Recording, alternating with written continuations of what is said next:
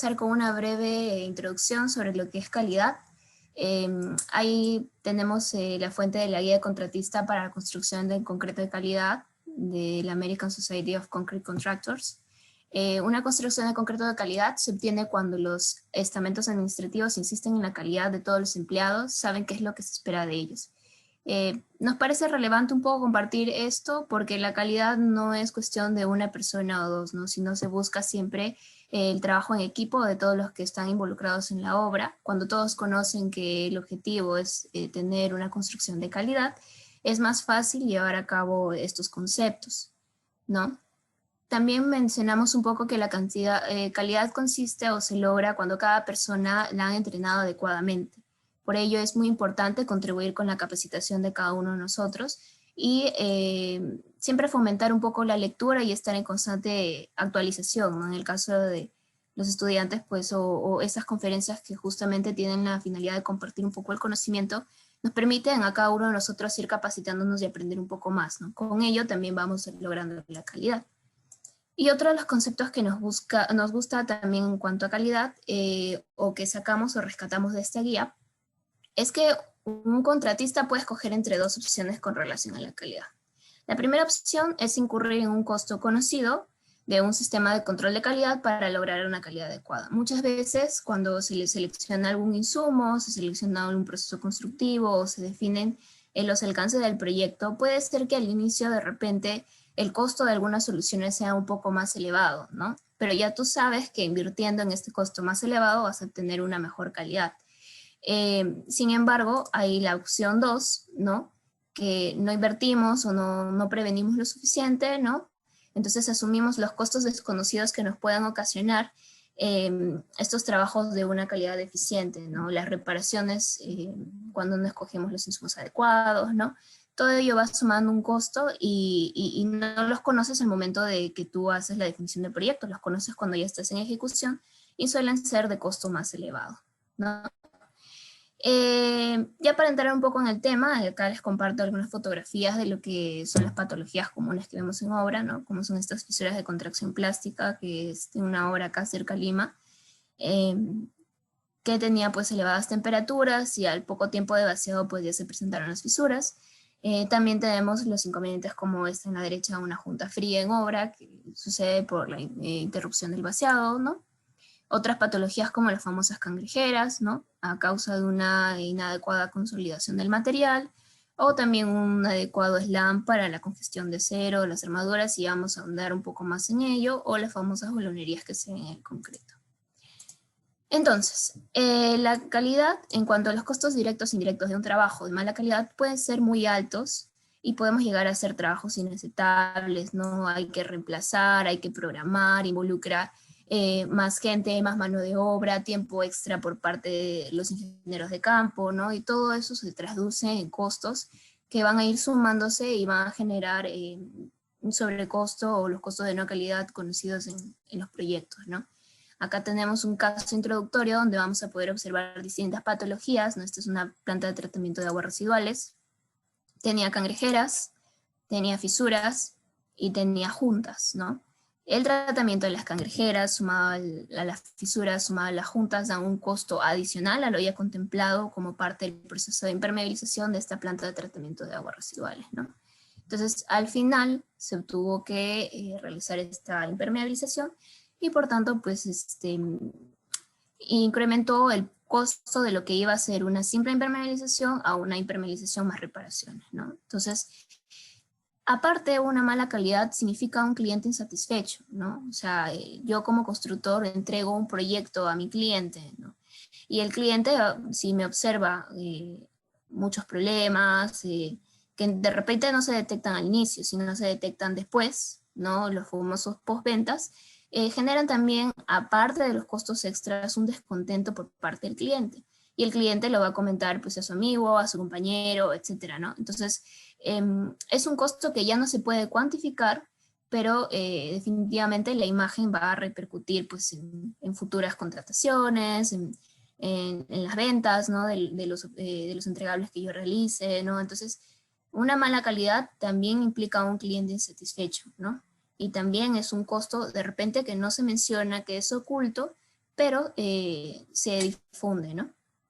Entonces vamos a hablar un poco en la parte 1 conmigo, vamos a hablar algunos de los problemas, y luego va a continuar este ingeniero May.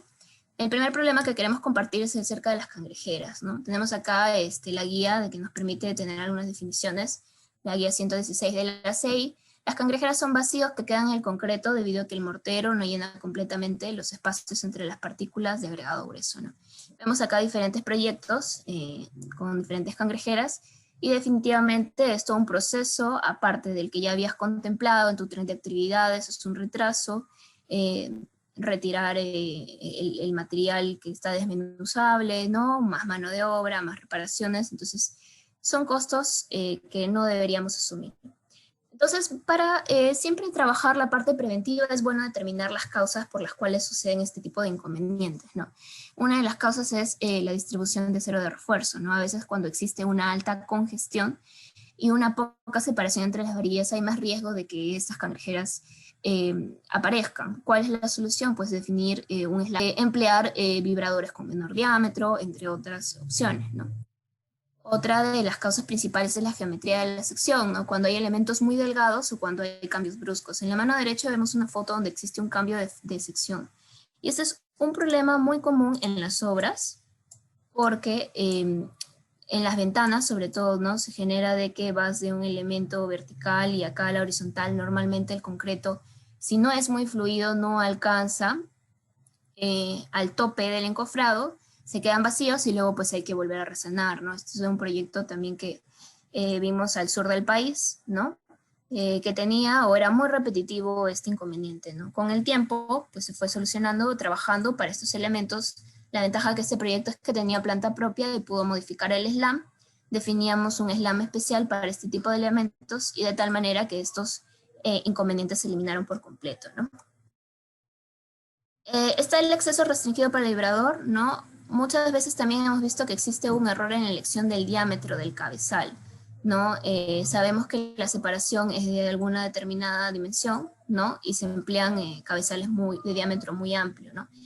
Acá les he compartido un resumen, es un extracto de la adaptación de la tabla de la CI 309, que habla sobre la compactación del concreto, donde podemos ver, la tabla es un poco más amplia, ¿no? Yo le he tratado de resumir un poco, viendo estos diámetros, según el diámetro que tú elijas, te indica el radio de acción que alcanza, pues el vibrador, ¿no? Y también incluso te brinda algunas recomendaciones para la aplicación, ¿no? Por ejemplo, si yo considero un diámetro de 1,5 pulgadas de mi cabezal, la aplicación es para concretos plásticos o fluidos, para elementos delgados, ¿no? Para áreas congestionadas. Definitivamente cabezales más gruesos ya no serían para áreas delgadas, ¿no? Entonces, esta guía es bastante amplia respecto a la compactación, es bastante interesante esta tablita, hay más detalles como por ejemplo la potencia, ¿no? Del vibrador que yo voy a elegir.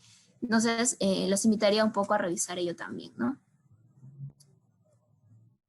Luego, hay otro tipo de interferencias como el tema de tuberías, pases, ¿no? Acá vemos una losa de un proyecto aquí en Lima también que tenía alta congestión en las tuberías.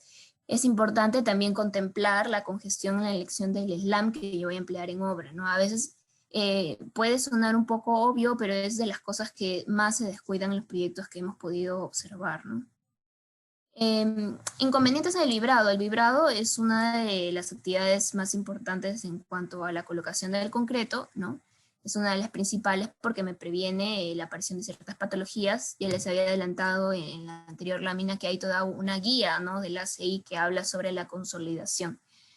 Vemos que acá lo más probable es que haya habido una falta de vibrado, muy poco vibrado, o tal vez un vaciado de elevada altura, ¿no? Cuando hay un vaciado de elevada altura, el concreto cae con mayor energía, ¿no? Y al caer con tanta fuerza se separa la pasta del agregado, formando o segregando la mezcla y favoreciendo la aparición de este tipo de patologías, entre otros. También un tema importante es el encofrado, ¿no? El encofrado, si no es hermético, va a generar que fugue la pasta en las uniones, ¿no? Y luego en las partes o en los bordes inferiores se va a aparecer infinitas cangrejeras, ¿no? La idea acá, por ejemplo, como forma preventiva es asegurarme que sea completamente hermético, verificar los niveles de la loza, ¿no? Aplicar de repente el uso de alguna esponja o glupillo en la base, que también funciona en diferentes proyectos. Ingresan esta esponjita en esta abertura y cubren esos espacios vacíos impidiendo la fuga de la pasta. Y finalmente los errores en el diseño de mezcla. Definitivamente el diseño de mezcla es uno de los puntos importantes también a tener en cuenta, ¿no? Un diseño con un tamaño máximo de agregado inadecuado, un diseño con una mala proporción arena-piedra, ¿no?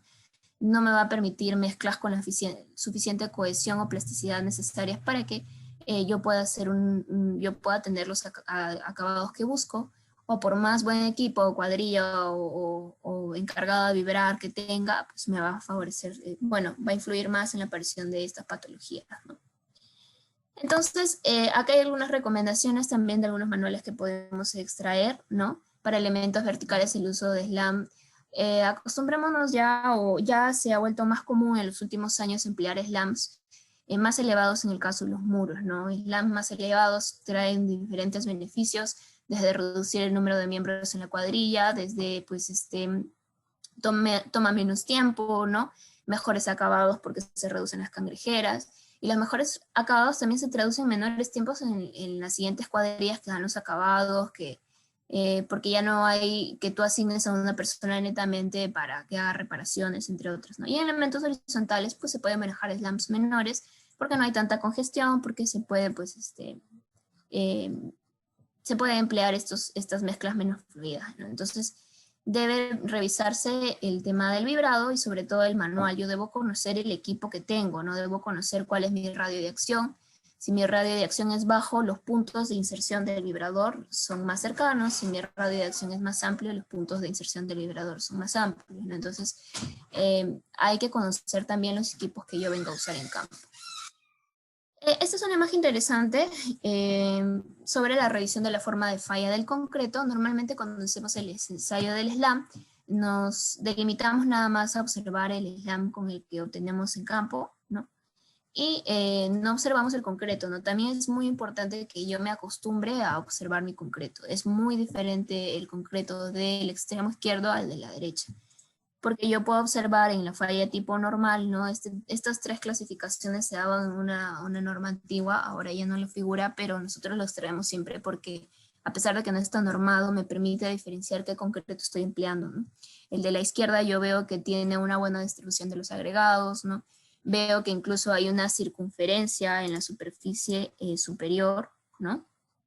Que se forma producto de que se amolda muy bien al equipo, ¿no? A diferencia de las otras dos imágenes que yo veo, ¿no?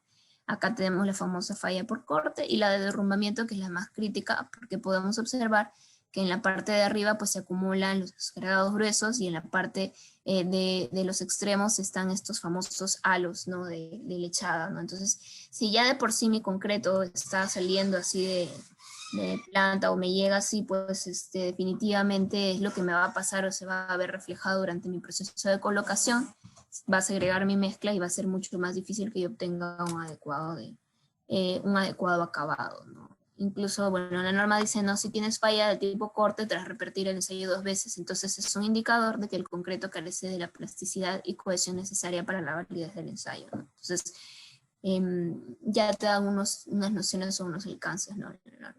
¿Qué tan graves pueden ser? Van a depender del elemento en el que aparezca, ¿no? Van a depender mucho de repente del tipo de estructura. No es lo mismo que yo tenga cangrejeras en una estructura, en un parapeto o en un muro perimétrico, a tener una cangrejera de repente en una viga, ¿no? Que es un elemento que tiene alta concentración de esfuerzos, o que me aparezca una cangrejera en una cisterna o en una planta de tratamiento de aguas residuales, porque esos elementos buscan no ser permeables, ¿no? Y si yo tengo más patologías, hay más riesgo de que ocurran esas famosas filtraciones para estos elementos que almacenan agua. Entonces, es un sinnúmero de efectos que se pueden analizar y definitivamente ya hemos visto todas las causas que pueden influir en la aparición de estas cangrejeras y todo lo que yo, así como determino todas las causas, son las que yo debo buscar prevenir que no se generen para que pues no se generen estos sobrecostos, ¿no? importantísimo que la cuadrilla esté completamente capacitada, ¿no? A veces se hace el cambio de cuadrilla, pero no se asegura que el vibrador o la persona que esté encargada de hacer la colocación del concreto esté capacitada, y pues se ven un sinnúmero de defectos durante el proceso de colocación que luego deben ser corregidos, ¿no? Bueno, no es la finalidad hablar sobre las reparaciones, pero es importante tener en cuenta que la reparación que yo vaya a escoger, debo hacerla con un material de una calidad similar o mejor a la que tiene mi elemento. No puedo hacerlo de una calidad inferior. Y a veces el riesgo de recurrir a estos morteros preparados en obra es que no te aseguras de la cantidad de agua que estén empleando, de la cantidad de cemento, y no sabes si la reparación que le están dando es la más adecuada, ¿no? La reparación debe ser realizada por gente con experiencia, ¿no? Dependiendo también del tipo de elemento, debe utilizarse un adecuado producto, y pues obviamente con los cuidados respectivos, ¿no? Por ejemplo, acá vemos a una persona que debe tener la mejor voluntad en realizar la reparación, pero ni siquiera tiene los equipos apropiados para hacerlo, ¿no? Hemos hecho una breve clasificación del tipo de cangrejeras. No está normado, ¿no? Pero es una guía que nosotros normalmente tenemos, ¿no? Del tipo superficial, que puede ser ya como mortero simple, ¿no? Que se repara. Del tipo moderada, ¿no? No hay acero aquí, pero sí hay ya un área más considerable, ¿no? Que debe retirarse todo el material débil y luego aplicarse el producto de reparación. Y ya el tipo estructural, cuando involucra pues la armadura o algún elemento importante, ¿no? La armadura debe ser descubierta en su alrededor, debe ser recubierta completamente con el mortero, ¿no? Para que tú garantices la adherencia eh, de la armadura con el nuevo mortero de reparación o el grout, según sea el caso, ¿no? Si yo no descubro la armadura y dejo una parte con concreto antiguo y otra parte la relleno con el mortero nuevo, pues no va a haber una adecuada adherencia en toda la varilla, ¿no? Entonces hay mayor riesgo. Acá hay una nota que deben de ser las reparaciones según las especificaciones del producto a emplear. ¿Por qué? Porque a veces se usan puentes de adherencia en ciertas reparaciones, por ejemplo, los productos epóxicos. Hay algunas fichas técnicas de los productos epóxicos que indican que el concreto debe estar completamente seco, que debe tener 28 días al menos. Entonces, va a depender mucho de las especificaciones del fabricante, y yo tengo que revisar el producto que voy a emplear, ¿no? Otra recomendación también, o existen algunos morteros especiales que son los famosos de contracción compensada, ¿no? Que generan una ligera expansión de lo que podemos ver acá, una gráfica, ¿no?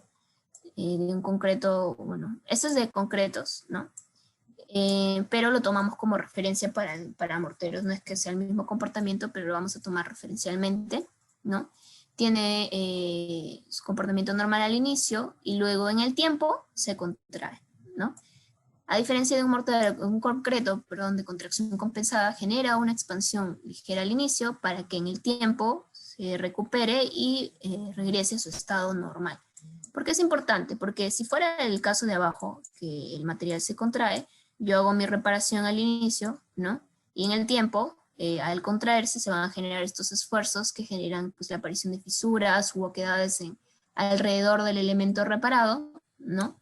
Y al generarse eso, pues yo favorezco el ingreso de agentes externos que me puedan generar un efecto de corrosión y entre otras patologías que puedan.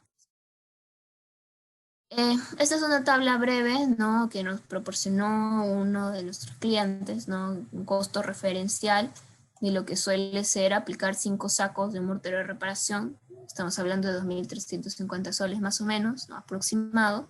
Y le costaba, nos indicaba, nos reportaba que cada 10 sacos son 2.950 soles, ¿no? Entonces, costos extras que definitivamente la obra no debería asumir, y se pueden prevenir eliminando todas las causas mencionadas al inicio.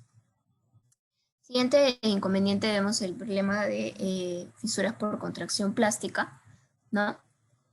Acá tenemos una definición de la NRMCA, que es la National Ready Mix Concrete Association, ¿no? Son fisuras que se forman en la superficie del concreto inmediatamente después de su vaciado, y es muy importante que se entienda que estas fisuras aparecen en el concreto mientras está en su estado plástico, ¿no? Para que no se confunda con las otras fisuras que suelen ocurrir ya cuando el concreto está en su estado endurecido, ¿no? Aparecen fundamentalmente en los elementos horizontales. Acá tenemos un video de una losa que tenía poco tiempo de ser vaciada y empezó a fisurarse, ¿no? definitivamente, pues, nuestro cliente nos llamó inmediatamente, no estaba completamente asustado, pues acá probablemente un tema del curado no había sido adecuado.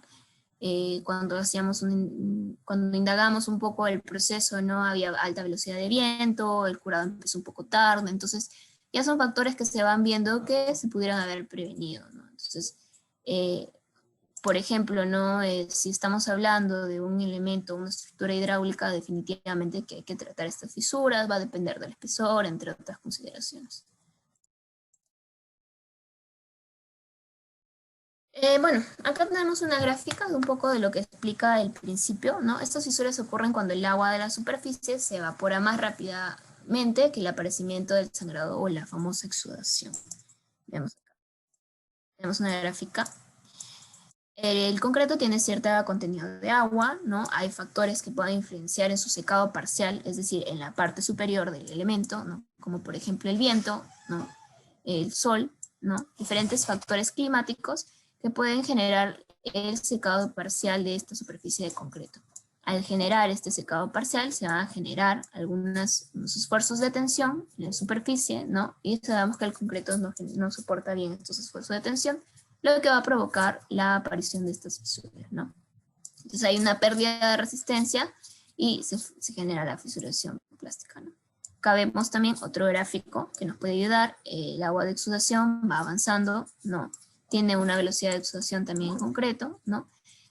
Si existe una tasa de evaporación determinada, se generan estos esfuerzos de tensión en el elemento, lo cual genera pues estas contracciones que se puedan generar, y acá vemos la grieta de color negro, ¿no? Entonces, el principio cuando aparecen este tipo de fisuras, cuando la velocidad de evaporación es mayor que la velocidad de exudación del concreto, ¿no?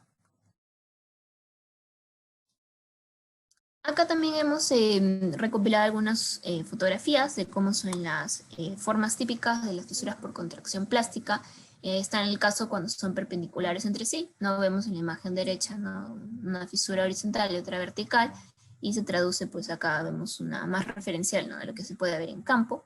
Y también unas alargadas, ¿no? Pueden ser en más o menos 180 grados, son grados aproximados, no es que sea siempre así el caso, ¿no? Y podemos observar cómo se ve realmente en campo, ¿no? Esta fisuración alargada. Entonces es una forma de identificar este tipo de fisuras, ¿no?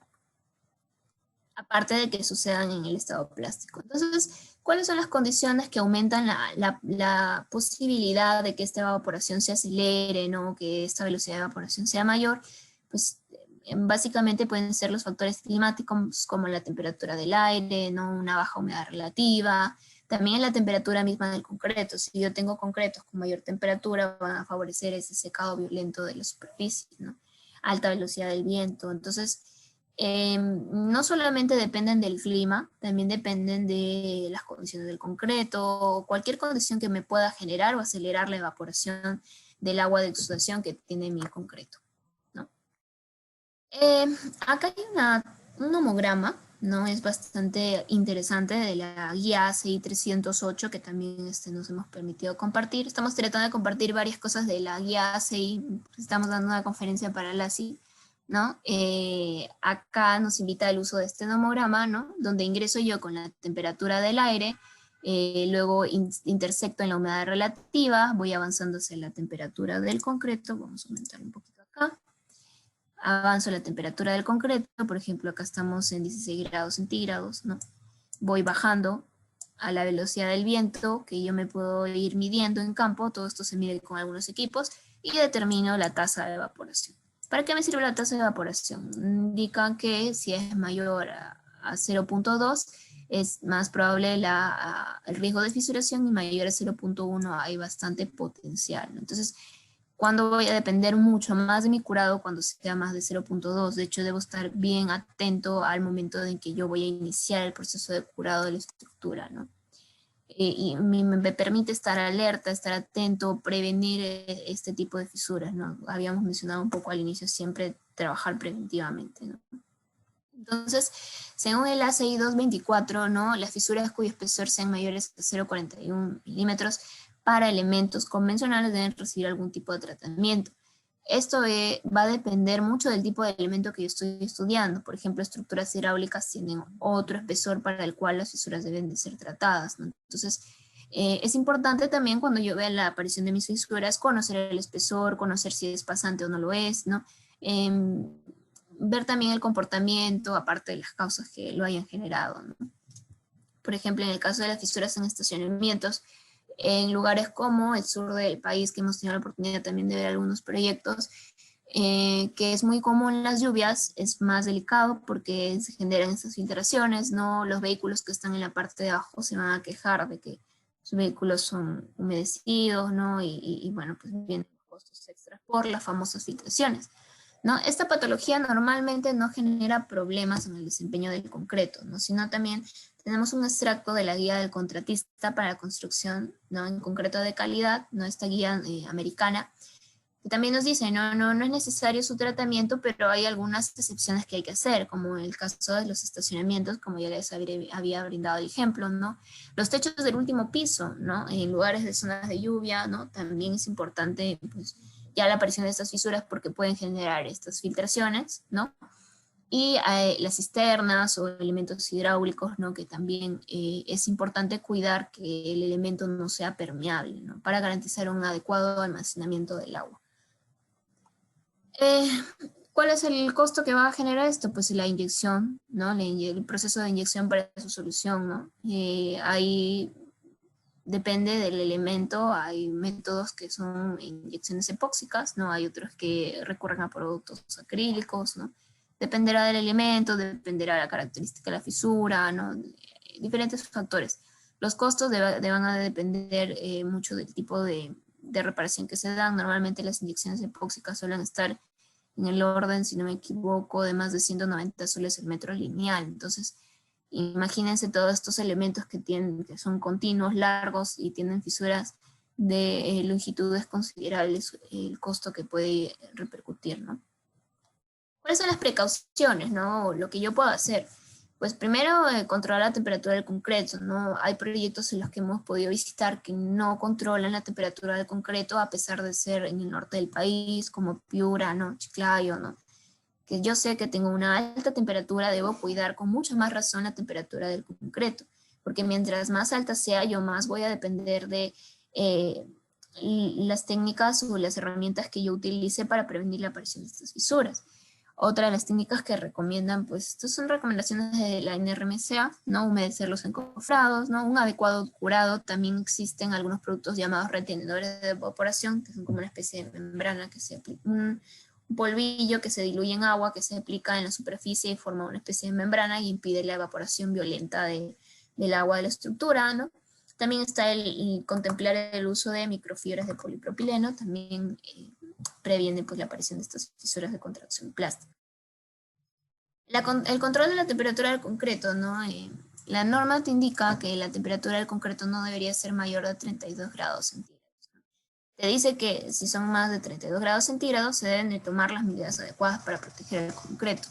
No es que la norma indique un límite, porque esta es una pregunta muy frecuente. Al menos la E060 establece estos 32 grados centígrados. Hay las guías ASAI mencionan 35 grados, por ejemplo, ¿no? Pero norma peruana son 32.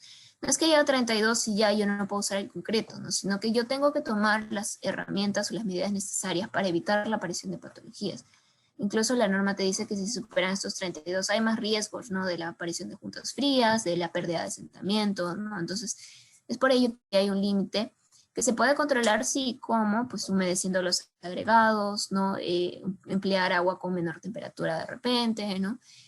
Controlar la temperatura de los insumos es una de las herramientas que me pueden ayudar a disminuir la temperatura del concreto, porque si yo tengo la temperatura del concreto elevada, le sumo además que estoy en un lugar que tiene una temperatura elevada, por ejemplo, Piura, ¿no? Y entre otros, y una alta velocidad del viento de repente, ¿no? Entonces el riesgo de fisuración va a ser mucho mayor y se puede ir evitando, pues controlando los otros factores. Otra de las soluciones es la expresión de neblina, ¿no? Acá hay un artículo de la revista Concrete Construction, ¿no? Se dice que indica que se puede prevenir evitando que la superficie se seque antes del concreto gane suficiente resistencia, ¿no? Estas grietas a menudo se forman entre el enrasado y el acabado. Podemos ver acá un concreto con una tonalidad brillosa, ¿no? Esto es para concretos convencionales, esta recomendación, un F'210 en promedio, no. Ahí porque podemos observar pues, el agua de exudación que tiene el concreto. Si yo me demoro mucho tiempo y ya empiezo a ver que mi concreto ya está opaco, ya he perdido el agua de exudación de la mezcla, ¿no? Y empiezo recién ahí a curar, me va a ganar el tiempo y ya voy a observar fisuras de contracción plástica que han aparecido en ciertos lados del elemento, ¿no? Entonces, cuando el material ya se torna opaco, ya las fisuras se han podido empezar a manifestar y pues ya es demasiado tarde para que yo tome esta solución. ¿Qué debo hacer? Pues antes de que se forme, antes de que ocurra ello, pues yo debo recurrir con una ligera aspersión con neblina, agua, es decir, depositar que el agua caiga suavemente en el estrato, ¿no? Porque si yo lo hago a chorros, voy a generar o voy a alterar la superficie o puedo hacer que la relación agua-cemento se altere en la superficie también, ¿no? Es una aspersión suave, ¿no? No es que ya lo inundo, ¿no? Completamente. Ya luego, cuando el concreto está suficientemente endurecido, yo procedo a hacer mi curado convencional, que es encharcarlo con agua, emplear yute húmedo, entre otros factores que yo pueda recurrir. Hay que tener cuidado también si el área es muy grande, ¿no? Si el área es muy grande y yo recurro a estos equipos, ¿no? Que tienen poco alcance, pues definitivamente si yo empiezo a curar de un lado, del otro lado ya se me va a fisurar, ¿no? Entonces, es importante que cuando sean áreas grandes se utilicen algunos aspersores, ¿no? Para que puedan cubrir toda el área de alcance y no me gane el tiempo de curado, ¿no? Hay otros proyectos en los que más amerita de repente emplear retenedores de evaporación por las condiciones climáticas o por los factores que me puedan generar esta alta velocidad de evaporación. Entonces también existen estos productos retenedores de evaporación que, como les habíamos comentado, normalmente los que hemos visto son unos polvillos, ¿no? Que se diluyen en agua y se aplican en la superficie y forman una especie de membrana, ¿no? Que permite. No es un curador, no es lo mismo. Curadores, hay distintos tipos de curadores y el curado propiamente dicho es por un tema ya también de resistencia, ¿no? Estas medidas son un poco más para evitar las fisuras de contracción plástica. Otra de las sugerencias que dan estas guías o normas pues son dar el acabado, ese famoso protección de las fisuras, ¿no? Acá les comparto un poco de... Hay cambios, ¿no? También que invierten algunos proyectos, como este lado izquierdo y el lado de la derecha. No es lo mismo pues empezar yo a hacer ese frotachado, definitivamente me va a tomar más tiempo el caso de la izquierda, porque hasta que yo llegue al otro extremo de mi losa ya se habrá fisurado, sobre todo con el sol que tenemos acá. Esta es una obra, ¿no? Y vemos ahí a la derecha, pues, que yo empleo una herramienta que tiene mayor alcance, que no depende tanto, ¿no? De que yo ingrese o no, ¿no? Ahí el operador se puede caer en la mano izquierda y pues se cae y se lastima él, daña el concreto, ¿no? Un montón de cosas que pueden suceder. En cambio, en la mano derecha, pues tienes una técnica mucho más rápida, ¿no? Esto es muy común observar en las obras de edificaciones y lo queríamos compartir porque hay herramientas que ya nos pueden permitir un ahorro en costos, ¿no? Esta edificación nos pasó un poco su análisis de costos y fue bastante interesante, ¿no? Vamos a mostrar un poco sobre ese detalle. Vemos que en este caso, ¿no? Tenemos acá un análisis de tiempo de productividad, a los que les gusta un poco más la parte de gestión. Podemos observar que habían 5 personas en la cuadrilla, de las cuales los trabajos no productivos alcanzaban entre un 40 y 50% en 3 de las personas que lo comprendían, ¿no? Y solamente uno tenía trabajo no productivo del 17%. Es decir, los tiempos de productividad eran mucho menores comparados con los trabajos no productivos, ¿no? Entonces, definitivamente podemos observar que el trabajo no productivo se reducía más o menos a un 40% y el trabajo constructivo al 26%. ¿Qué pasaba? ¿Por qué no se podía, a pesar de que había tanto trabajo no productivo, eliminar a una persona? Porque dependíamos de esta persona para hacer, o de estas personas al finalizar las losas, ¿no? Este es el vaciado muro losa, ¿no? Cuando hacían el vaciado del muro losa se notaba que había personas que no estaban aportando tanto a la actividad. Pero cuando se vaciaban las plateas, se empleaban todas las personas porque todas las personas que estaban dedicadas a la platea se dedicaban a hacer ese trabajo de acabado en la superficie para laminar las fisuras, para darle un adecuado nivel, ¿no? Entonces, como era necesario en otro de los elementos, no podían retirarlo del muro losa, ¿no? Y generaba un costo adicional. Luego, cuando se empleó este otro equipo, ¿no? Que pudo favorecer en el tiempo, porque ya no dependían de que las 5 personas se queden en la platea a realizar los acabados, sino mucho menos, se pudo observar de que los tiempos, los tiempos pues bajaban, ¿no? Acá está un poco lo que les habíamos mencionado, ¿no? De que todas las personas, ya casi todas, trabajaban más en la platea, porque tenían todas estas que dar el acabado a la platea, ¿no? Luego, este es el antes, ¿no? Todas las personas tenían que colaborar no solo en la colocación, en el vibrado, sino también en el acabado. Posteriormente se analizó que con ello se puede eliminar una persona de la cuadrilla, ¿no? Porque ya no era necesario tanta gente en el acabado de las plateas y por tanto, como ya se había analizado que en el muro losa tampoco era necesario, pues se redujo una persona en la cuadrilla, ¿no? Ahí vemos cómo era el antes de estas 5 personas y hubo un ahorro en total para unas 160 casas que nos pasó este cliente sus costos de 6.880 soles, ¿no? Si lo multiplicamos estos por grandes volúmenes o proyectos más grandes, definitivamente implica un costo mayor. Aparte, no solamente es el costo directo por el tema de mano de obra, habían costos que no están contemplados aquí, pero están relacionados a que la gente ya no tenía que quedarse tiempo extra, porque para darle el acabado a todo el área de la losa generaba tiempos extras que se prolongaban hasta culminar la jornada, ¿no? Esto ya se reducía y salía la gente a su hora normal, entonces estaban contentos todos porque ya podían regresar a casa. Y pues los ingenieros también porque no invertían más en más horas extras, ¿no? Y el otro problema que vamos a comentarles rápidamente es el problema de las juntas frías, ¿no? Las juntas frías son discontinuidades resultantes del retraso en la colocación, ¿no? Yo estoy vaciando, hay alguna interrupción en el vaciado y luego cuando quiero continuar mi vaciado, pues ya el concreto anterior endureció o bueno, eh, ya ganó cierta resistencia o rigidez y pues se forma esta junta en cuanto al siguiente vaciado. Es trascendental, esta es una planta de tratamiento de aguas residuales que tenía, si no me equivoco, entre 3 a 4 juntas, entre una esquina a otra, como se puede observar en el muro, ¿no? Estos elementos se tratan normalmente con procesos de inyección epóxica, ¿no? Que por metro lineal suele ser muy costoso y definitivamente esto multiplicado por todas las que hay en el área va a generar un costo mucho mayor proyecto. ¿Cuáles son las precauciones que yo debo de tomar? Pues primero garantizar un vaciado continuo, ¿no?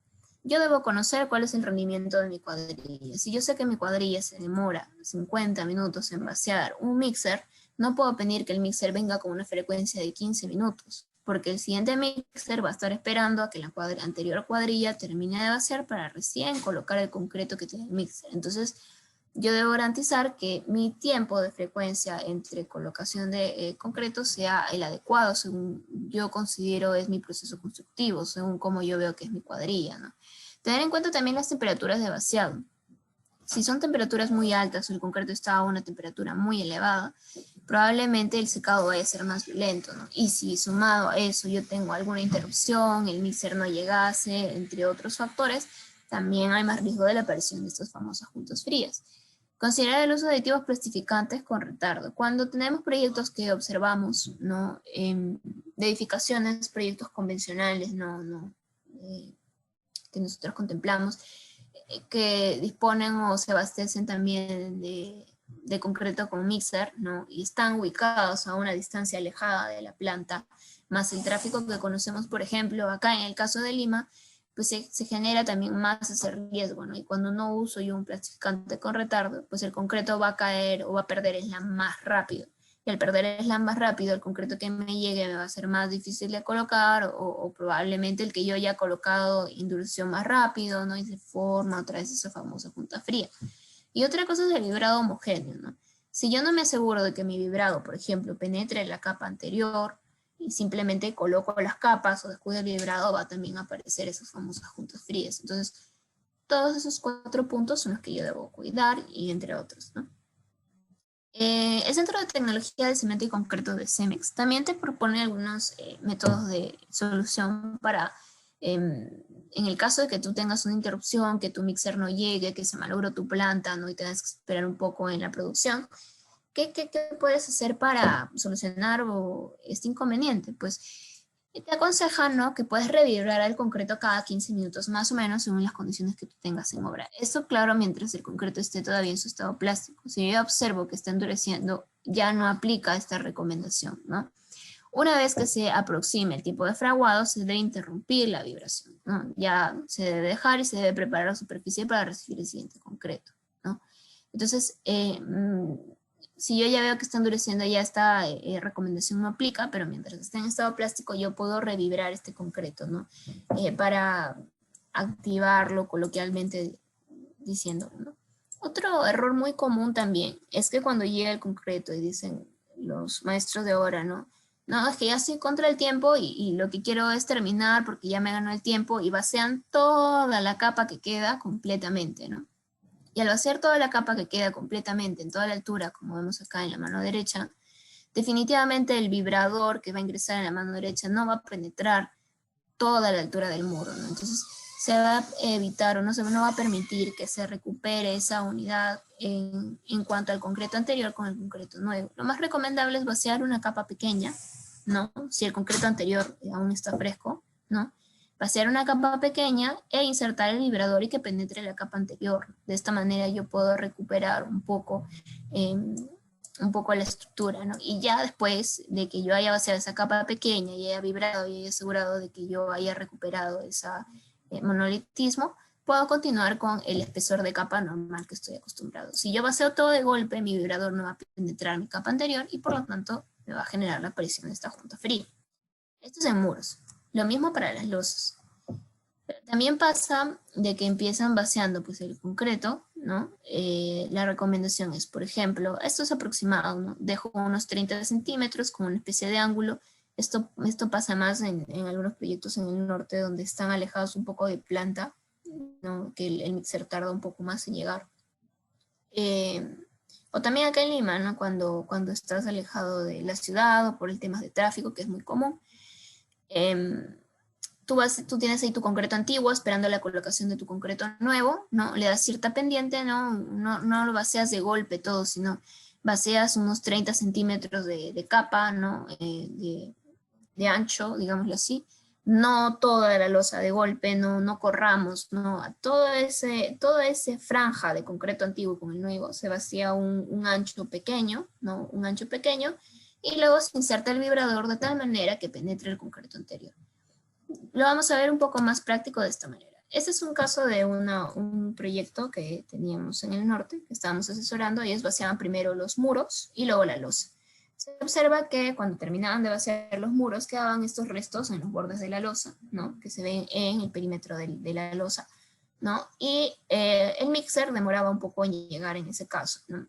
Entonces, ¿qué pasaba? Que el día siguiente todos los techos contaban con esta junta, ¿no? Porque como demoraba, pues, y la cuadrilla decía, no, estoy demorando mucho, vacío toda la losa y vibraban donde podía, y pues se quedaba siempre todos estos bordes, justamente lo que vemos en la imagen anterior, ¿no? Estos bordes que vemos acá se ven traducidos en los acabados de la siguiente imagen, que está ahí, de acá, ¿no?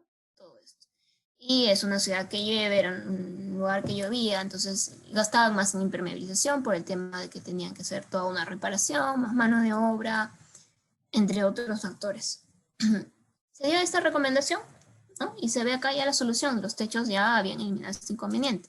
¿Qué se hizo? En el perímetro, ¿no? Donde hubo ese concreto antiguo, ¿no? Se vacía un ancho pequeño, unos 30 centímetros, no toda la losa.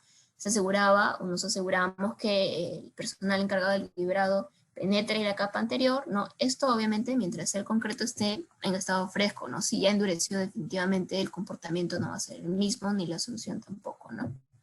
Entonces, al ingresar al vibrador, unía el antiguo con el nuevo, ¿no? Y permitía eliminar esta patología. Entonces, ya terminando esta primera parte, queríamos compartirles un poco la guía de contratista para la construcción del concreto en calidad en las últimas páginas de este libro, que es bastante interesante. Lo pueden buscar en internet, me parece que está libre acceso.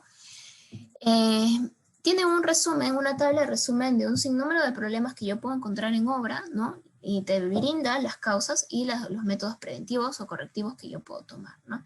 En este caso, yo he separado los 3 temas que he tocado en la primera parte de la presentación, que luego van a ser continuados por May, ¿no? La fisuración, las cangrejeras y las juntas frías, ¿no?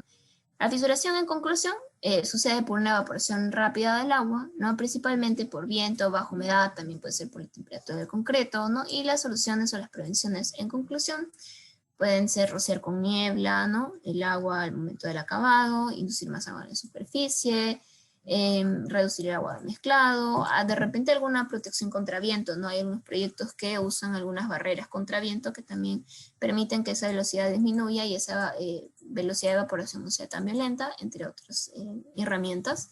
También están en las cangrejeras, ¿no? La causa probablemente es un vibrado inadecuado, entre las tantas que hemos podido mencionar en la parte inicial de la presentación.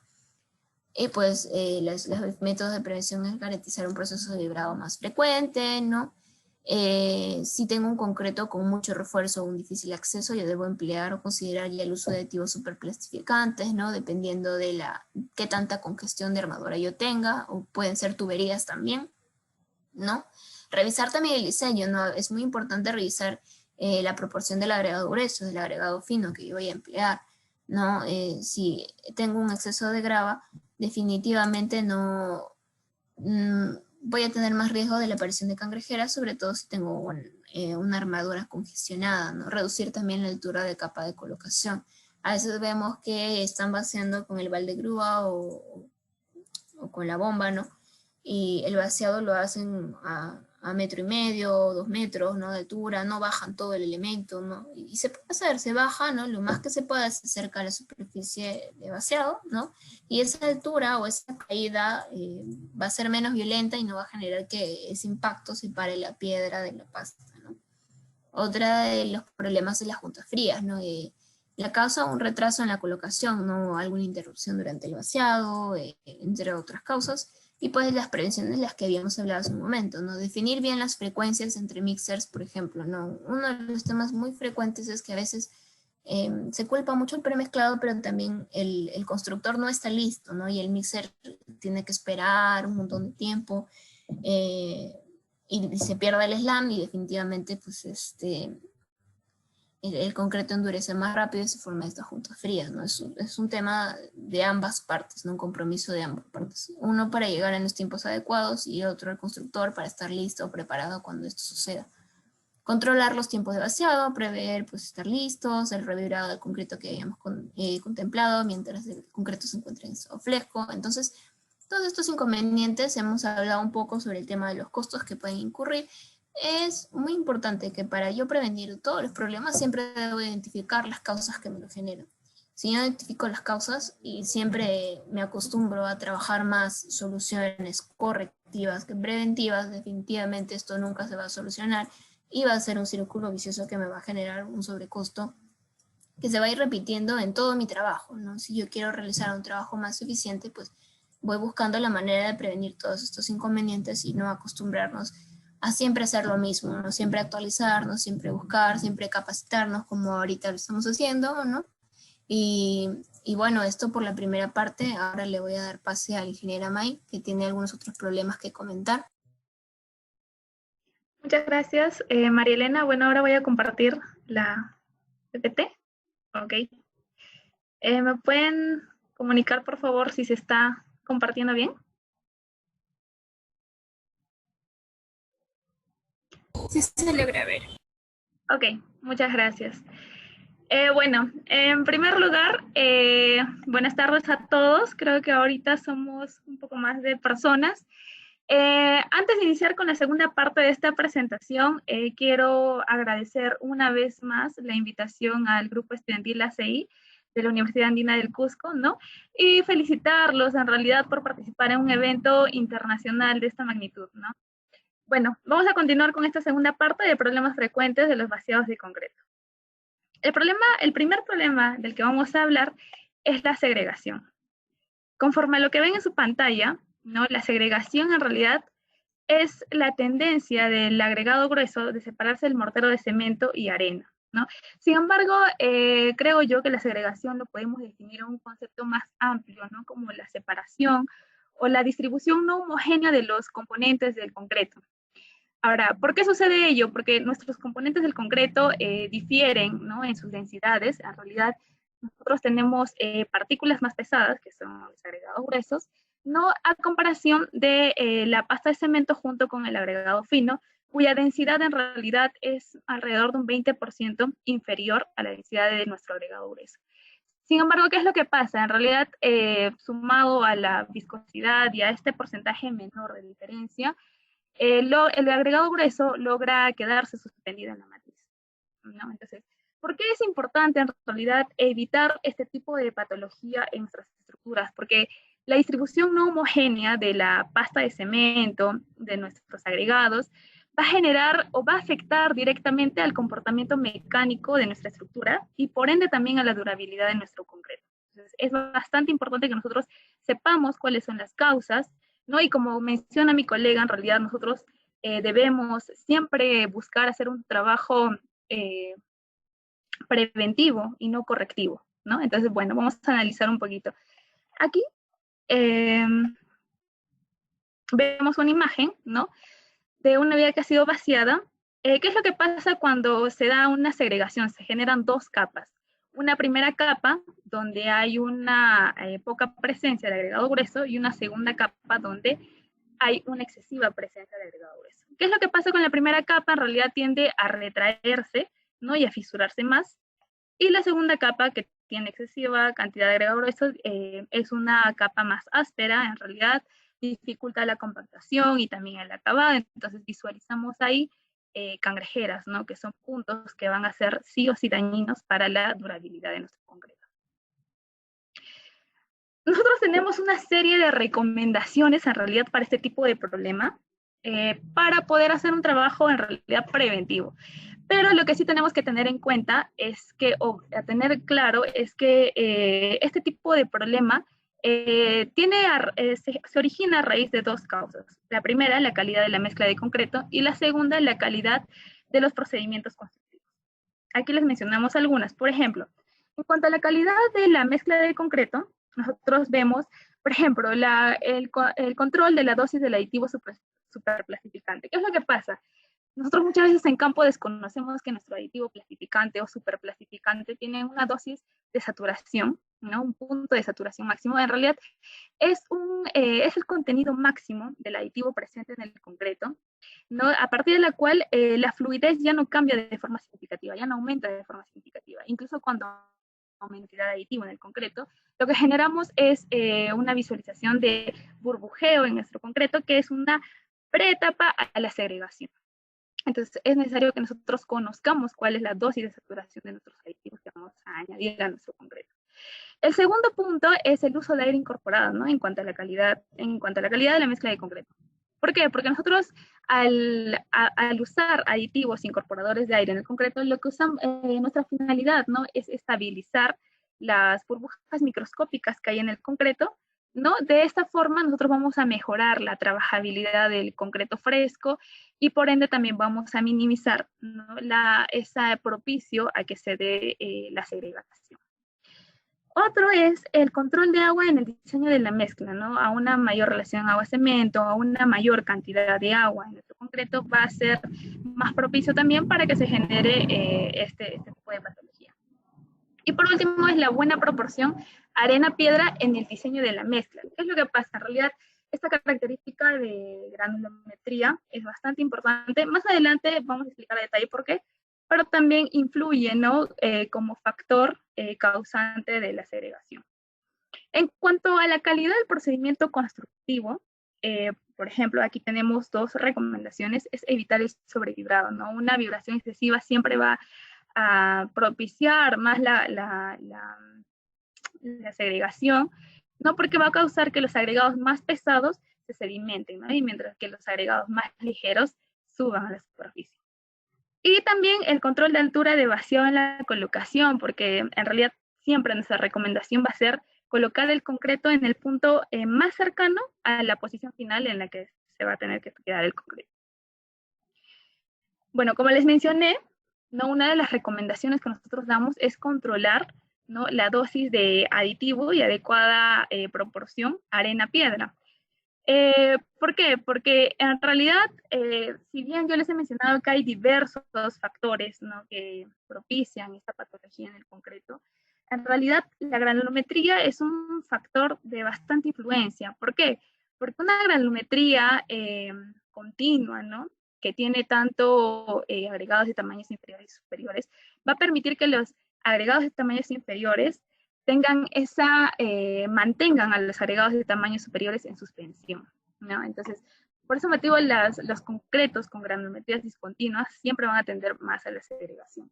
Entonces, ¿cómo podemos mejorar esta o evitar esta patología en el concreto? Es que podamos añadir una mayor cantidad de finos, ¿no?, mediante la incorporación ya sea de cemento u otras adiciones.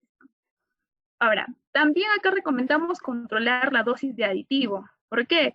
Porque, como les mencioné anteriormente, es necesario que nosotros conozcamos cuál es la dosis de saturación. Por ejemplo, la dosificación normal de un plastificante o reductor de agua en realidad va de 0.2%, 0.5% aproximadamente del peso del cemento. En cambio, la dosificación usual de un aditivo superplastificante es de 0.2 a 2% del peso del cemento, ¿no? Entonces, ustedes pueden ver ahí en dos imágenes, ¿no?, dos tipos de concretos en el que nosotros visualizamos presencia de burbujeo, ¿no?, que es una señal a que nuestro concreto se pueda segregar, y al lado derecho nosotros vemos una mezcla homogénea. ¿Cómo nosotros podemos identificar ello? Nosotros hacemos un recorte de la mezcla que estamos viendo, ¿no?, de la apariencia de nuestros concretos, y tenemos que ver que todos los componentes del concreto estén ahí presentes. Por ejemplo, si nosotros hacemos un recorte en la imagen de la izquierda, nosotros hay zonas en las que podemos ubicar únicamente pasta en no agregado grueso, a diferencia de nuestra imagen de la derecha. Bueno, estos dos concretos producen estos dos slams. Se hicieron 2 ensayos de slam para cada una de estas mezclas. Y nosotros visualizamos una diferencia notoria, ¿no? En el slam derecho nosotros vemos que nuestra mezcla sí tiene un slam alto, pero se ve la consistencia de la mezcla, ¿no? Cae con falla normal. Hacemos un recorte de nuestra mezcla y vemos que todos los componentes están presentes en nuestro concreto. Ahora, si nosotros vemos la imagen de la izquierda, en realidad visualizamos que hay zonas en las que solo podríamos apreciar pasta, en otras solo agregado. Entonces eso no es lo ideal, ¿no?, para poder evitar mayor cantidad de patologías en nuestra estructura. Bueno, continúo. Otra de las recomendaciones es evitar el sobrevibrado.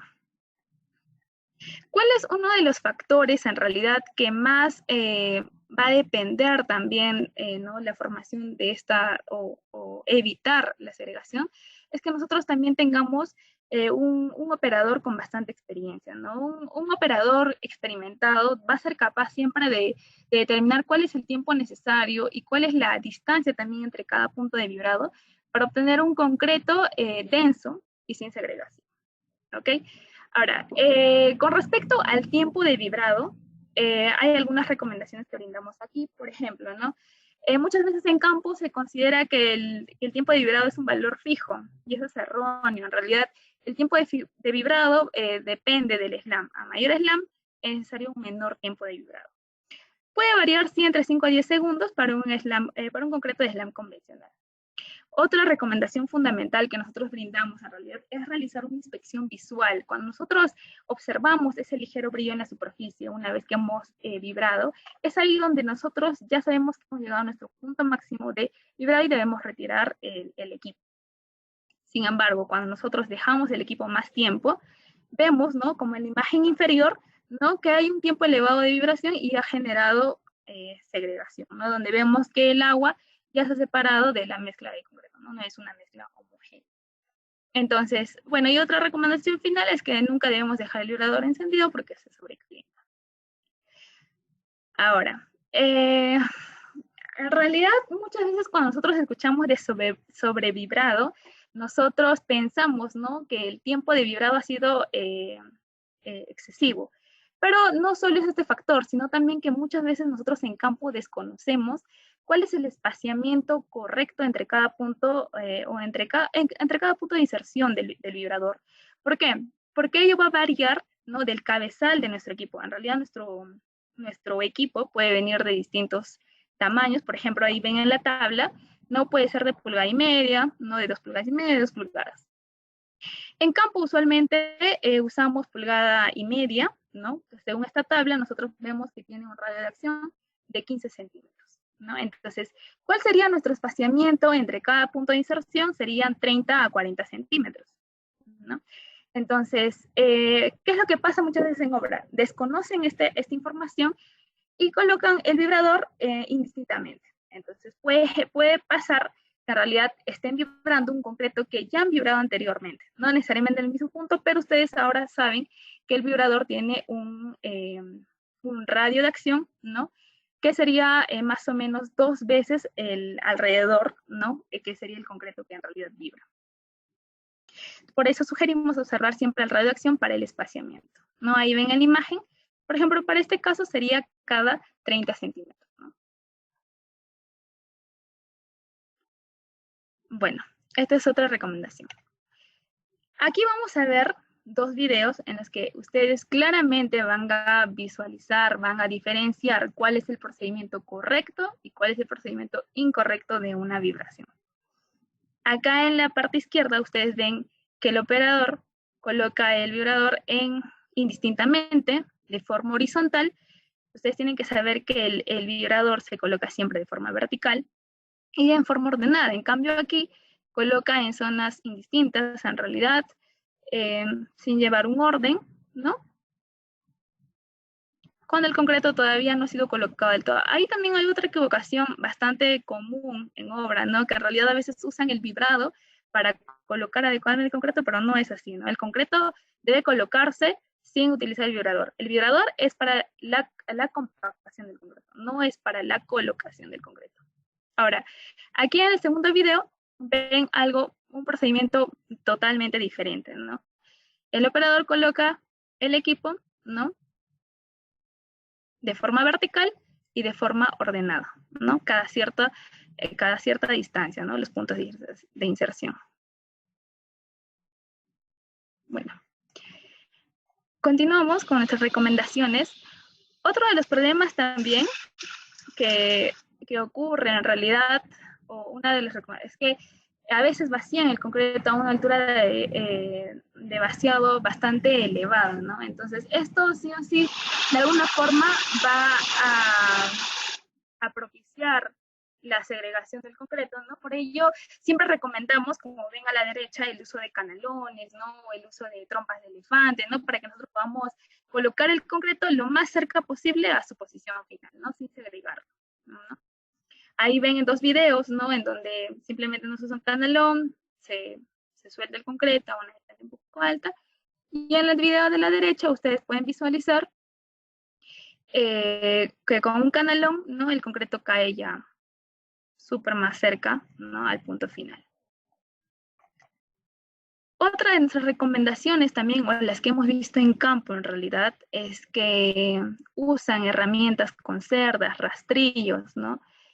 La NRMCA nos dice, no utilice un rastrillo de jardín para mover el concreto horizontalmente. Este tipo de rastrillo puede causar segregación. Porque ustedes mismos lo pueden ver en el video de la izquierda, ¿no? Con un rastrillo, con cerdas, en realidad nosotros mismos estamos generando esa separación de los componentes de nuestro concreto, ¿no?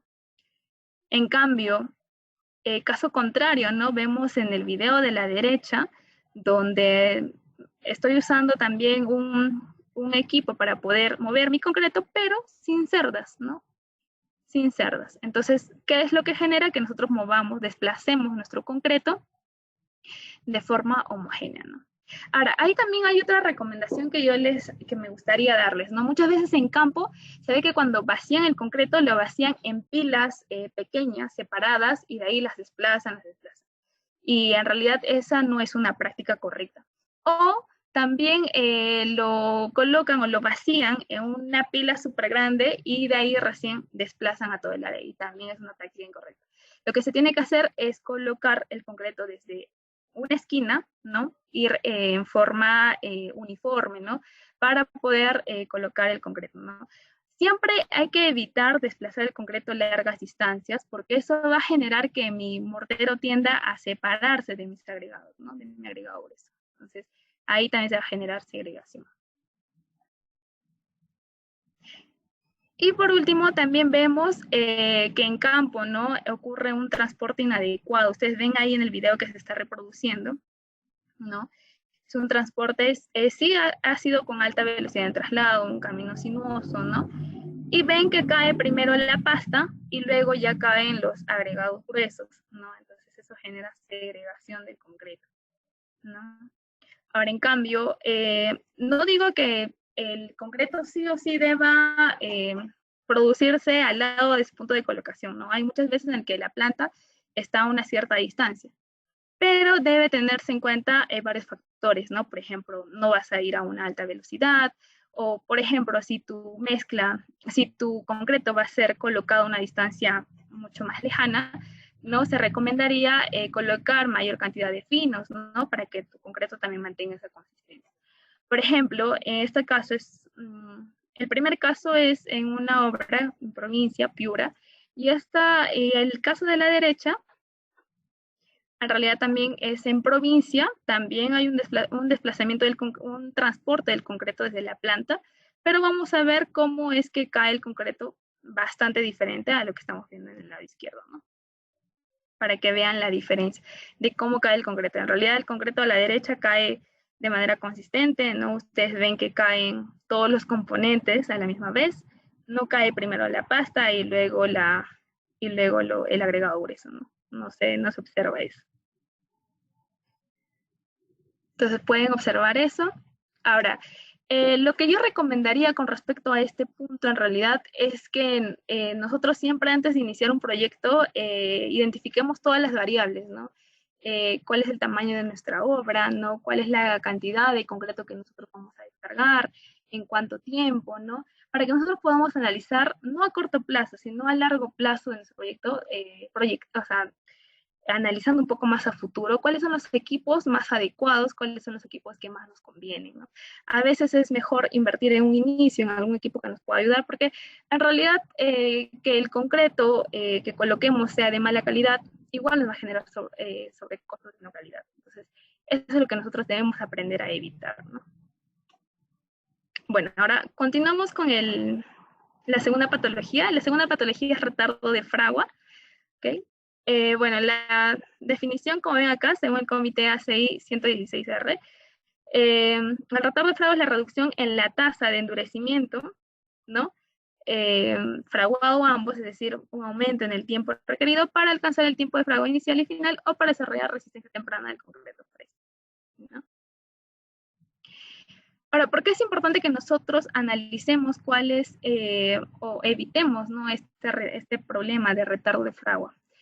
En primer lugar, nosotros tenemos que saber que según el ACI 347, ¿no? Este documento establece, ¿no? Como un tiempo mínimo de 12 horas para retirar el encofrado de las vigas, retirar el encofrado de elementos verticales, ¿no? Para otros elementos como losas, el tiempo mínimo es 4 a 10 días. ¿Qué es lo que pasa en obra cuando hay retardo de fragua? Nosotros en campo siempre planificamos, ¿no? Tenemos nuestro cronograma de actividades, nuestro tren de actividades, ¿no? Conforme a esta data. Sin embargo, muchas veces en obras se nos presenta retardo de fragua, lo cual va a alterar toda nuestra programación, ¿no?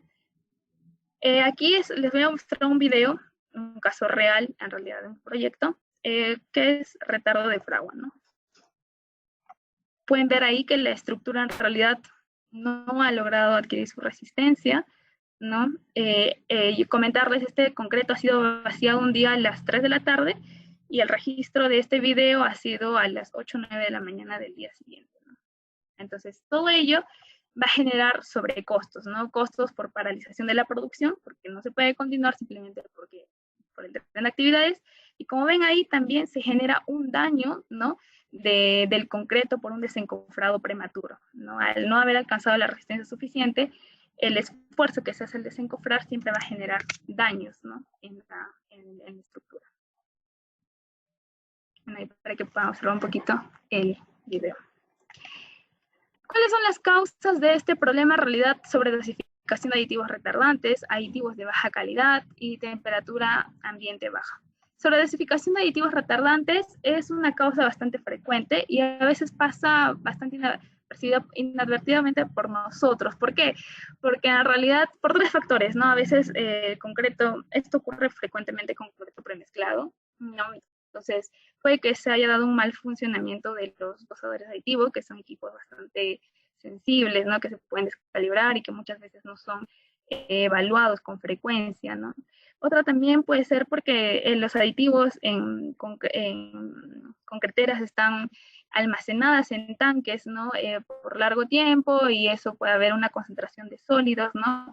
Lo que va a generar que sí, de alguna forma o indirecta, ¿no? De que haya una sobredosificación, ¿no? De ese aditivo.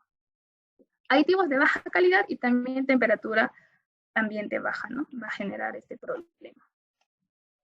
Aquí podemos ver, por ejemplo, aditivos de baja calidad. ¿Qué es lo que pasa? Muchas veces nosotros, cuando evaluamos emplear un aditivo en nuestro concreto, muchas veces nos limitamos a ver fecha de vencimiento, verificar densidad, concentración de sólidos, pero no nos ponemos a analizar o hacer pruebas de desempeño de nuestros aditivos, ¿no? Previamente a su uso, ¿no? O pocas veces nosotros analizamos un poco sus propiedades con respecto a los requerimientos que nos establece la norma STMC 494. Por ejemplo, este es un caso en el que nosotros hemos analizado un aditivo tipo BID, en el que según la STMC 494, ¿cómo se llama? El tiempo de fraguado final debe tener una desviación máxima de 3 horas con 30 minutos. Sin embargo, vemos que en este aditivo sucede 3 horas y 55 minutos. Entonces, en realidad no cumple. Entonces, nuestra recomendación siempre va a ser verificar los insumos, ¿no? Para prevenir los costos de no calidad. Otro factor que les había mencionado también es el efecto de la temperatura. Ustedes ven aquí un gráfico, pero para que podamos entrar un poquito en contexto, les voy a explicar ¿qué significa fraguado inicial 500 PSI y fraguado final 4000 PSI? ¿Qué es lo que pasa? En realidad hay una norma, la STM C403, si no me equivoco, la cual establece, ¿no? El fraguado inicial y el fraguado final como lo siguiente. El fraguado inicial como el tiempo en el que el concreto va desarrollando una resistencia a la penetración, igual a 500 PSI, o en su defecto 3.5 megapascales, ¿no? De un pin de 25 milímetros, ¿no? Y el fraguado final como el tiempo en el que el concreto va a desarrollar una resistencia a la penetración igual a 4000 PSI, en su defecto 28 megapascales. Entonces, una vez que nosotros sabemos, ¿no? A qué es lo que determinamos fraguado inicial, fraguado final, vemos cómo es que la temperatura influye en estos tiempos. Por ejemplo, nosotros tenemos para una temperatura de 32 grados centígrados, vemos que nuestro fraguado inicial inicia, ¿no? Aproximadamente a las 3 horas, ¿no? A partir ya del mezclado, y nuestro fraguado final está a las 4 horas y media, 5 horas, ¿no? En la temperatura de 23 grados centígrados, cuando ha disminuido, ¿no? Mi fraguado inicial retarda un poco más, ¿no? Es más o menos 5 horas, y mi fraguado final más o menos a las 7 horas. Ahora, cuando mi temperatura cae ya en exceso a 10 grados centígrados, vemos que ya el fraguado inicial y final se retarda bastante, ¿no? Fraguado inicial a las 8 horas y media, más o menos, después del mezclado, y el fraguado final ya a las 14 horas, ¿no? Entonces, es necesario que nosotros sepamos el efecto de la temperatura sobre el tiempo de fraguado para que nosotros también podamos planificar o realizar adecuadamente nuestro tren de actividades, ¿no? Bueno, ¿cuáles son algunas precauciones que en realidad nosotros recomendamos? Primero, si se observa un retraso en la fragua, no desencofrar, porque simplemente ello va a generar mayor daño, ¿no? A nuestra estructura, porque aún no ha alcanzado la resistencia necesaria. Para elementos verticales, ¿no? Que son elementos que siempre en donde su tren de actividades tiene mucha menor holgura, sí recomendamos en casos extremos, como el que hemos visto en el muro en el que no había alcanzado la resistencia requerida. A veces sí recomendamos en realidad desarmar, ¿no? Desarmar el encofrado, retirar el concreto, ¿no? Y esperar que nuestro proveedor también reponga este concreto, ¿no? Porque en realidad el esperar a que pueda ganar su resistencia a nosotros como contratistas nos va a generar mayores perjuicios en el cronograma y por tanto también mayores costos, ¿no?, económicos. Entonces, en cambio, si el elemento son losas, vigas, en realidad por la dificultad que es de retirar el concreto, no recomendamos desarmar esto, sino más bien cubrirlo, ¿no? Protegerla con plástico, mantas de yute, ¿no? Para que no pierda temperatura, no pierda humedad y pueda desarrollar su resistencia. Ahora, hay que tener en cuenta también que está bien que el concreto se pueda retardar, pero ello no va a significar que su resistencia final vaya a verse afectada, no va a disminuir. Ahora, la otra precaución es revisar la dosificación de aditivos en el diseño de mezcla, como ya lo habíamos comentado anteriormente. También es solicitar los diseños del proveedor de premezclado y verificar que los aditivos cumplan con la norma ASTM C494.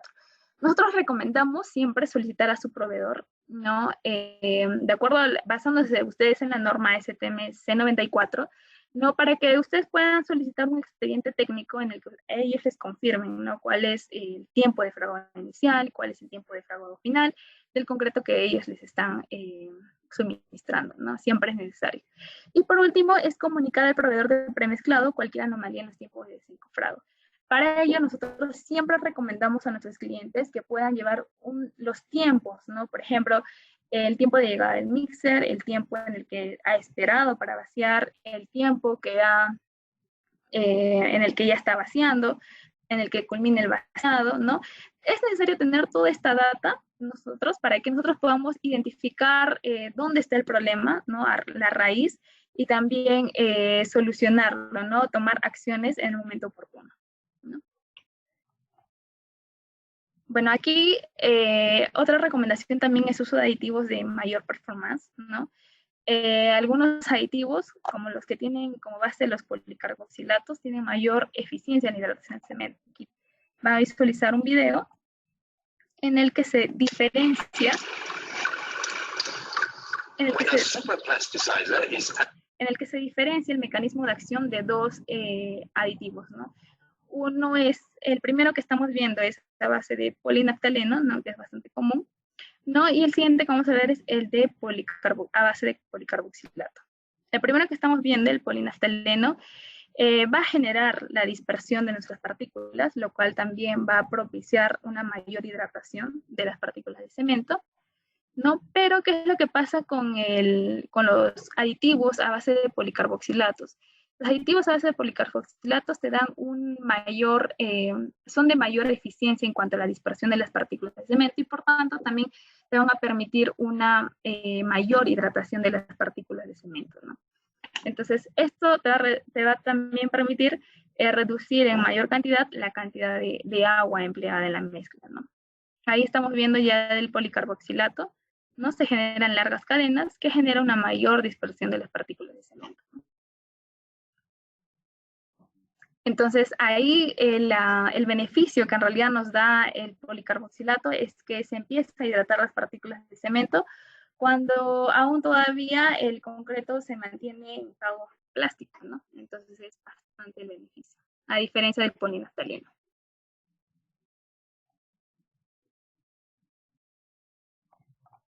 Bueno, muchas veces también se considera o piensan, ¿no? Si el aditivo es caro, será más caro el concreto. Entonces nosotros vemos acá, o les mostramos, en realidad dos diseños, ¿no?, de muros con una resistencia de 210, ¿no? Una es a base de polinaftaleno a la izquierda y otra es a base de policarboxilato, ¿no? Ahí nosotros vemos que a base de polinaftaleno, con un aditivo así, el costo de nuestro concreto es 208 soles por metro cúbico y a base de policarboxilato nos sale 204.6. ¿Por qué? Porque en realidad con polinaftaleno necesitamos también utilizar un aditivo reductor de agua, ¿no? Si bien el policarboxilato tiene un precio unitario mayor, pero se utiliza en menor cantidad, ¿no?, y menor dosis que un aditivo reductor a base de polinaftaleno, ¿no? Ahora, ¿cuál es el beneficio? Si bien el beneficio económico son 3 soles 40, no es bastante que digamos por metro cúbico, pero nosotros observamos el beneficio que es el poder desencofrar a tiempo y a un costo similar, ¿no? Nosotros no vamos a tener, al generarse una mayor hidratación de nuestro cemento, esto va a garantizarnos, ¿no? Que nuestro tiempo de fragua sea mucho menor. Lo que vamos a evitar, lo que nos va a ayudar a evitar problemas de retraso de fragua, ¿no? Ahora, si nosotros optimizamos aún más este segundo diseño, ¿no? ¿Qué es lo que nos va a permitir? Nos va a permitir que el contenido de cemento se pueda reducir aún más. Por ejemplo, del diseño de la izquierda, que tiene una cantidad de 295 kilos, reducimos a una cantidad de 275 kilos. Eso ya es una diferencia significativa en costo, ¿no? De 12.60. En realidad, con el cambio anterior, ya sería 16 soles por metro cúbico, ¿no? Entonces, no solo estos diseños, ¿no? O saber un poco de cuáles son las causas, ¿no? del retraso de fragua, nos va a permitir que nuestro diseño también seamos bastante definidos, ¿no? Y poder saber qué es lo que nosotros queremos con nuestro concreto o en qué condiciones se va a tener que colocar. Por ejemplo, con la anterior optimización ya habíamos conseguido evitar el problema de retraso de fragado. Y ahora con esta segunda optimización no solo obtenemos evitar el retraso de fragado, sino también un ahorro por metro cúbico debido a la optimización del diseño, ¿no? Por la reducción de la cantidad de cemento. Bueno, ese ha sido el problema de retraso de fragua. Vamos a continuar con el problema de alta exudación. Según el código ACI 116, terminología del cemento concreto, la exudación es flujo autógeno de agua de amasado dentro del concreto, o bien el ascenso hacia la superficie de esta agua del concreto, ¿no? Es provocada por la sedimentación de los materiales sólidos dentro de la masa. Ahí ustedes pueden ver, en realidad, en las dos imágenes, ¿no? Cómo es que el agua, ¿no? Sube la superficie, ¿no? Separándose de la mezcla, ¿no? Ahí ya no se ve una mezcla homogénea, ¿no? Entonces, lo que sí es necesario tener en cuenta, o muchas veces se cae en error, pensar de que la exudación no es un efecto normal del concreto, y en realidad no es así. La exudación es una propiedad normal del concreto, incluso es necesaria, porque muchas veces una exudación adecuada nos va a permitir controlar la fisuración por contracción. Cuando no es así, ¿qué es lo que pasa? El concreto, al estar expuesto a diversos factores ambientales como velocidad del viento, la temperatura del ambiente, ¿no? La humedad, le exige al concreto pérdida de agua, ¿no? Entonces, ¿qué es lo que pasa cuando no tiene esa capa de exudación adecuada? Exige al concreto, lo cual hace que se retraiga, ¿no? Generándose, y como no ha desarrollado las resistencias adecuadas todavía, se fisura por contracción plástica la estructura, ¿no? Ello sucede mayormente en las losas de concreto. Entonces, el agua de exudación en la superficie del concreto recién colocada en la losa, de alguna forma siempre va a beneficiar al control de la fisuración por contracción plástica, ¿no? Ahora, si la exudación ya es alta, ¿no? Nosotros podemos controlarla empleando aditivos reductores de agua, porque nos va a permitir colocar menor cantidad de agua en nuestra mezcla, y ahí vamos a atacar el problema de raíz, ¿no? Aquí nosotros vemos un caso, ¿no? De una misma obra, donde vemos el vaciado de una losa.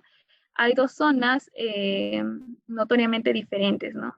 La primera se ve una alta exudación del concreto y en la segunda no. En la segunda hay un ligero brillo, ¿no? Que va a permitir que el concreto gane resistencia adecuadamente sin que se fisure por contracción. En cambio, en el otro caso no. No se ve una alta exudación y se van a generar problemas posteriores, ¿no? Ahora, ¿cuáles son los factores principales que influyen en una alta exudación? Son, primero, excesiva cantidad de agua en los diseños. Siempre cuando hay bastante agua, en realidad va a tender a que este excedente se separe de la mezcla, ¿no? Y suba a la superficie, ¿no? Ahora, inadecuada proporción de arena-piedra también, ¿no? Inadecuada proporción de arena-piedra porque cuando tenemos pocos finos, en realidad también propiciamos a que se segregue de alguna forma el agua del concreto, ¿no? Y exceso de vibrado también. Ya sabemos que el vibrado tiene que ser hasta un punto en el que la superficie se observe un brillo ligero, ¿no? Para poder culminar con el procedimiento de vibrado, ¿no? Ahora, ¿qué es lo que pasa cuando tenemos un concreto con elevada exudación? Primero, cuando nosotros tenemos un concreto con elevada exudación y al realizar procedimientos de acabado, lo que generamos es formamos una capa superficial muy delgada de pasta, ¿no? Que en la parte inferior va a tener una interfase de agua que, que de alguna forma la aísla de la masa original, ¿no? Entonces, al producirse contracción por secado, lo que va a pasar por temperatura, ¿no? Va a generar que esta película delgada de pasta se agriete, ¿no? Entonces, eso es lo que nosotros conocemos como piel de cocodrilo, ¿no? El concreto al final se agrieta y tiene una apariencia que no es beneficioso para la durabilidad del concreto. Entonces, ¿qué es lo que pasa muchas veces? Que cuando se tiene una alta exudación del concreto, la misma cuadrilla espera un tiempo, ¿no?, necesario para que esta tasa de exudación disminuya, ¿no? Y ahí recién se puede hacer las operaciones de acabado. ¿Esto qué significa? Un costo adicional por hora hombre, ¿no? Y también, como les comenté, es el aumento de la relación agua-cemento en la superficie, lo que va a generar pulverización y delaminación de la superficie, ¿no? Lo único que generamos es una capa o una película delgada con una menor resistencia, ¿no? ¿Cuáles son nuestras alternativas de solución en el diseño? Es la primera, aumentar la proporción de arena y disminuir la del agregado grueso, ¿no? Aumentar finos también, solo arena fina o adiciones minerales o cantidad de cemento. Uso de aditivos reductores de agua, que también ya lo conversamos, ¿no? En realidad, con reductores de agua nosotros reducimos la cantidad de agua y evitamos esa excesiva o ese excedente de agua que se va a tender a subir a la superficie, ¿no? Y también introducir un incorporador de aire, el cual retarde el paso del agua a través de la mezcla y ayuda a prevenir la segregación, ¿no? También aumenta la trabajabilidad disminuyendo la demanda de agua. Entonces, son las alternativas de solución que nosotros brindamos en caso nuestro concreto presente alta exudación. Otro problema frecuente también son las burbujas de aire, ¿no? ¿Por qué en realidad las burbujas de aire afectan? En realidad porque son, genera puntos, ¿no?, de entrada de agentes externos, ¿no?, al concreto, que en el tiempo van a afectar la durabilidad del concreto, ¿no? Por eso es importante que nosotros sepamos visualizar o detectar, identificar este problema, ¿no? Y tomar o solucionarlo de inmediato, ¿no? ¿Qué dice acá? Que las burbujas son protuberancias huecas, ¿no?, de poca altura, localizadas en la superficie del concreto. Como puede ver en la imagen, ¿no?, se generan puntos de entrada para agentes externos al concreto, ¿no?, a la estructura interna del concreto. ¿Cuál es nuestra recomendación en realidad? Nuestra recomendación es emplear un desmoldante adecuado. Según el manual de preparación, colocación y cuidados del concreto, ¿no?, nos recomienda emplear desmoldantes de baja viscosidad. ¿Por qué? Porque los desmoldantes de baja viscosidad me van a permitir eliminar esas burbujas de aire, ¿no? Van a permitir que esas burbujas de aire asciendan, ¿no?, y no se queden atrapadas entre el concreto y el molde. A diferencia de los desmoldantes de alta viscosidad, ¿no?, que sucede todo lo contrario. Se quedan ahí, como han visto en la imagen anterior, se visualiza esa superficie o ese acabado final de nuestra estructura, ¿no? ¿Cuál es el valor recomendado? El valor recomendado es 55 centipoise, ¿no? Es esa viscosidad, ¿no?, menor e igual que 55 centipoise. Entonces, nosotros, una vez que nosotros tengamos en cuenta las propiedades o revisemos qué tipo de desmoldante estamos utilizando, vamos a poder migrar de ese tipo de estructura que ven a la izquierda para migrar a la estructura que ven a la derecha, ¿no? Es bastante diferente, ¿no? Tengan en cuenta que este problema en realidad tal vez piensen, ¿no?, a corto plazo que no sea un poco irrelevante, pero a largo plazo, en el tiempo, va a generar o va a propiciar el ingreso de agentes externos, ¿no? Para que puedan dañar la durabilidad del concreto, ¿no? Se pueda generar carbonatación, se pueda generar corrosión, ¿no? Entonces es importante que nosotros podamos prevenir todo ello. Ahora, problemas frecuentes, también tenemos fuga de pasta lechada, ¿no? También hemos visualizado bastantes casos en obra. Ahí ustedes pueden ver en el primer caso, ¿no? En las dos fotos, ¿no? ¿Qué es lo que pasa? A veces nuestro encofrado, al tener tantos usos, ¿no? Porque sabemos que el encofrado siempre es migrado de un proyecto a otro, ¿no? Entonces, ¿qué es lo que genera? Que en el tiempo se dañe y ya no tenga la misma hermeticidad, ¿no? Como pueden ver en la imagen. Esta falta de hermeticidad va a generar una excesiva fuga de pasta y lechado, ¿no? ¿Qué es lo que va a generar ello? Que se van a fugar a través de las juntas abiertas del encofrado y van a generar malos acabados, ¿no? Para el elemento en que se encuentran. Por ejemplo, en la siguiente fotografía, ¿no? Se ve como en las esquinas, en las partes inferiores, ¿no? El concreto se visualiza con cangrejeras, ¿no? La pasta en realidad se pierde, solo queda agregado grueso. Esto en realidad significa un costo adicional, un costo por reparación, un costo de no calidad, que es lo que nosotros debemos evitar, ¿no? Debemos evitar estas cangrejeras. Ahí en el video pueden visualizar fuga de lechada, fuga de pasta, ¿no? Por todas las juntas que hay, ¿no? Entonces, eso es lo que se debe evitar, ¿no? Muchas veces también la hermeticidad va a depender de la nivelación de la losa o el desgaste del encofrado, ¿no? O en algunos casos, ambos factores, ¿no? Es necesario evaluar ambos factores. ¿Cuál es nuestra alternativa de solución? Nosotros siempre recomendamos a nuestros clientes usar dulopillo, ¿no? O esponjas en las aberturas, ¿no? Para evitar esta fuga de lechada, ¿no? Como pueden ver. Aquí ven al lado izquierdo, ¿no?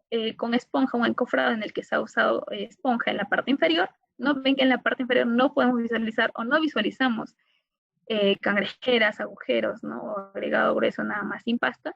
Y en la parte derecha, ¿no? Sin esponja, claro que ahí no están viendo cangrejeras, pero es porque ya han sido reparadas, ¿no? Ahí ven igual las marcas de la reparación, ¿no? Y eso sucede cuando no se...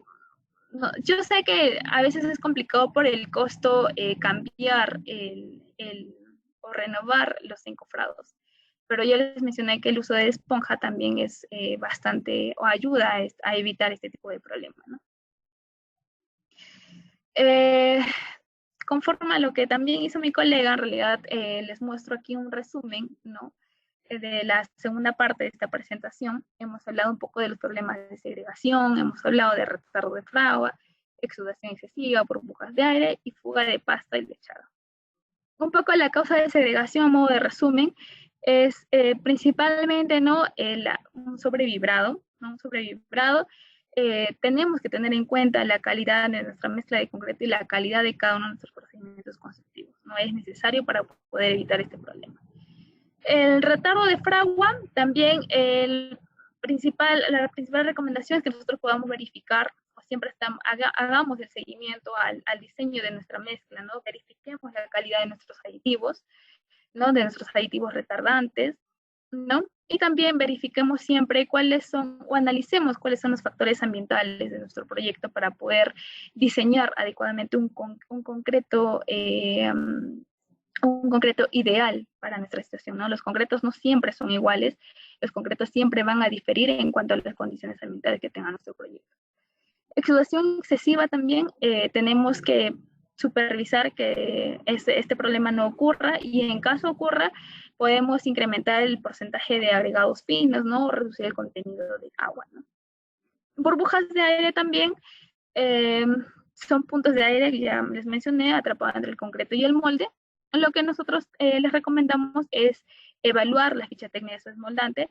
Hemos analizado varias fichas técnicas de otros desmoldantes y vemos que en realidad algunos no mencionan cuál es su grado de viscosidad, pero eso se puede solicitar a su proveedor, ¿no? Una ficha en donde te mencione cuál es el valor de su viscosidad. Recuerden que tiene que ser menor o igual a 55 centímetros.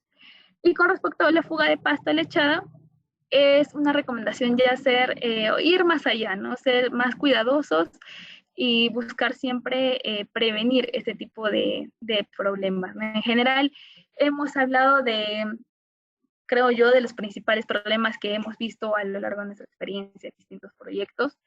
Les recomendamos siempre analizar cuál ha sido la causa, cuál sería la prevención conforme a la causa, ¿no?